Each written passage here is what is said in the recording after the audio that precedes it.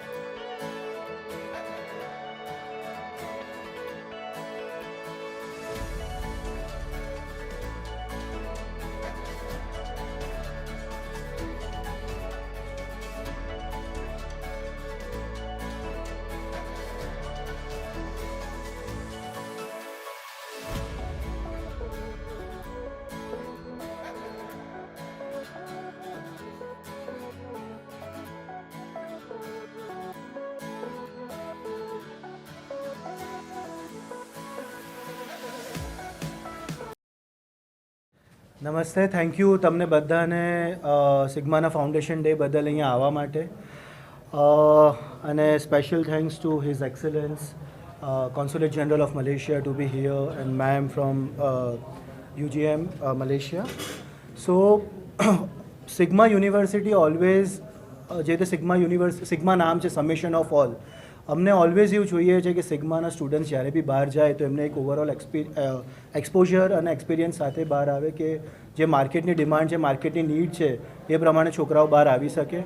અને જે new education policy આપણી આવી રહી છે એની માટે વી આર ટ્રાઇંગ કે ફોરેન કોલેબોરેશન સાથે કે જો છોકરાને બહાર જઈને ભણવાનો એક અફોર્ડેબિલિટી ઇશ્યુઝ થાય અને આપણી બી ઇકોનોમી બહાર જતી હોય છે તો એ લેવલનું education Sigma university wants to give of course with the partners, અને એવું કરિક્યુલમ બનાવે કે ન્યૂ એજ્યુકેશન પોલિસીને સંગઠનમાં જે બધું આપણા પ્રાઇમ મિનિસ્ટર નરેન્દ્ર મોદીજીનું વિઝન છે એની સાથે સંકળાઈને અમે બી એટલું કરી શકીએ કે pathway programme, student exchange programme, further studies in foreign nationals થઈ શકે અને આપણી ઇકોનોમી ઇન્ડિયામાં રહીને એક અફોર્ડેબિલિટીમાં છોકરાને એ જ એક્સપિરિયન્સ મળે જે બીજે ફોરેન નેશનમાં જઈને કરે છે।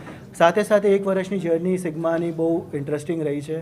સો આઈ વુડ લવ મતલબ આઈ ગીવ યુ ધ એક સાહિત્ય આપીશ જે સિગ્મા એક વર્ષમાં કર્યું છે, બટ આજે સાથે ને સાથે આપણે ફેકલ્ટી ઓફ ફાર્મસીનું લોન્ચ કર્યું છે, ન્યૂ ગર્લ્સ હોસ્ટેલ લોન્ચ કરી છે, અને આજે એવિએશન ડિપાર્ટમેન્ટ સિગ્મા યુનિવર્સિટીનું લોન્ચ કર્યું છે, અને last month itself we have launch B design, faculty of science and many more things we are launching.